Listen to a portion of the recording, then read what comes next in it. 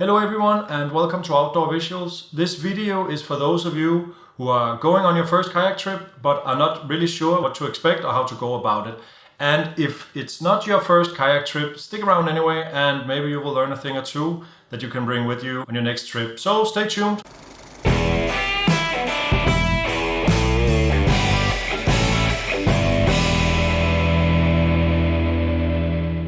First, I gotta say, the channel reached 1,000 subscribers and I want to take the opportunity to thank everybody who are subscribed to the channel. It really means a lot to me. But anyway, let's get on with the video. First, let's take a look at how to find a place to go kayaking. The way I do it is first I will find a rental place and then I will see if I can find some information about the lake where this rental place is located. Google Maps is great to find such things. When you have figured out where you want to go and you have found a rental place, there are some things it would be a good idea to check up on. First, how do you get to the rental place? If you go by car, you need to check up on if you can park your car there or if there is parking close by where your car can stay safe while you're away. If you go by public transport, you need to decide when you want to arrive. What I like to do is leaving home the day before and then I will find a campsite to stay on so I can be at the rental as soon as it opens. That might not be an option for you, but the sooner you can get to your kayak, the more distance you can cover on that first day. It's also a good idea to check up on what the rental place offers. Do you get a life jacket with the kayak? Do they offer pickup? And if yes, how much does that cost? It will help you when you plan your route, which we will get into later in the video. Mostly you can find information about these things on their website, but you can also call them or you can write them an email. You can decide whether you want to plan the whole route before your trip or day to day when you're on the trip. But you can also do both, where you plan the whole trip and make adjustments day by day. The distance of your trip depends on how far you're able to paddle or how far you want to paddle each day. If the rental offers pickup and you think that the price is reasonable, then you can more or less take it as it comes, since you will get picked up where you are at the end of the trip. But if you want to come back to the rental by yourself, I strongly recommend you to plan a route. This is so you know your total distance and how far you minimum needs to paddle every day. How far you can paddle each day, it depends on many factors. It's your endurance, the type of kayak that you rent, the weather, higher waves and stronger wind that goes against you will be much harder to paddle in. This is paddling, by the way. A strong current will also make you slower. But if you have the wind in your back and you're paddling downstream, then obviously you will be faster. The load in your kayak also plays a big role in how fast you will be. Your technique, your paddling technique, it's also very important for how fast you fatigue yourself. In fact, if you have never sat in a kayak before, it would be a good idea to take some lessons or to do some trial runs, not only to learn the right technique, but also for safety reasons. So you know what to do should you capsize and be trapped under the kayak, and to know how to get back up in the kayak again. On an average, they say that people paddle approximately 3 kilometers per hour, but you need to make up with yourself how much time you want to spend on paddling each day. For me, a kayak trip is as much about the camping than the actual paddling. So my routes are never that long, since I want to spend more time in the camps. Usually I go for around 2 to 4 hours of paddling each day. When you know the time you want to spend each day, you multiply it with the 3 kilometers per hour and then you have the distance. So if it's 4 hours, it will be 12 kilometers each day. But the first trip I would set a little bit lower a distance, just in case. When you know the distance, then it's time to put it out on a map. A good idea is to use a paper map and a compass. If you don't know how to use those, you should go and watch the video I made about how to use a map and a compass, like a paper map and a compass.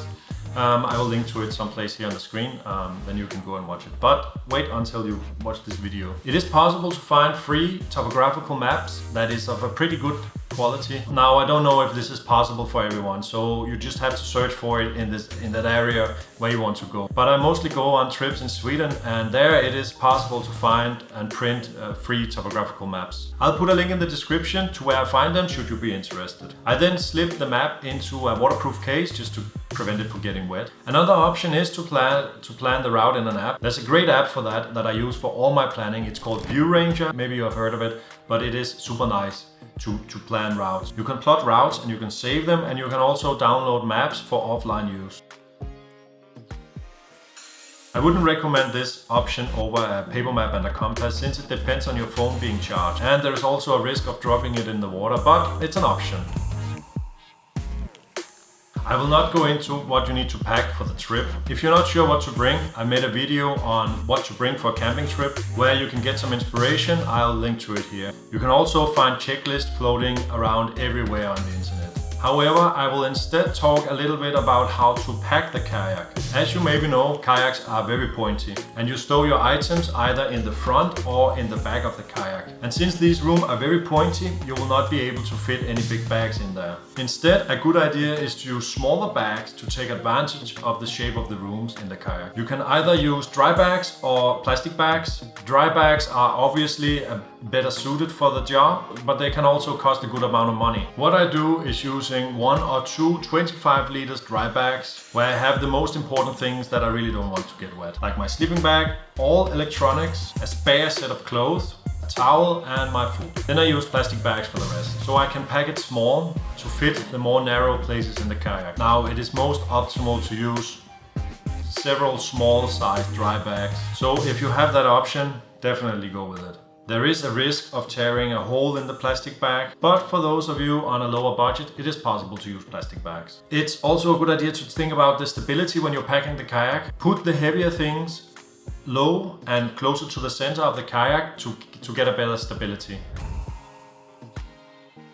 Which clothes you need to bring for paddling, it depends very much on the season you're going and the water temperature. There will always be a risk of falling in the water, so you need to plan for that. If it's summer and the water temperature is pretty high, then you can just go with some swim shorts and a synthetic t-shirt. Don't ever use cotton if you're gonna move, if you're gonna use your body, if you're gonna do some exercise, because cotton will stop the sweat transportation and you will just sit with a very cold and wet t-shirt and it's really a pain. But if it's a little bit colder, you should bring some protective clothes to wear. There is kayak specific clothing, which is great if you have the money for it. Dry suits will be a good idea if it's winter and very cold. What I do if it's not warm enough to just go with the swim shorts and the t-shirt is I bring some rain clothes. That way you are protected from the wind. I wear the rain jacket and some swim shorts since your legs are protected inside the kayak. Then I just have the rain pants close by if we going out of the kayak for some lunch or just a break or whatever. The reason I choose rain clothes is for the relatively fast drying time,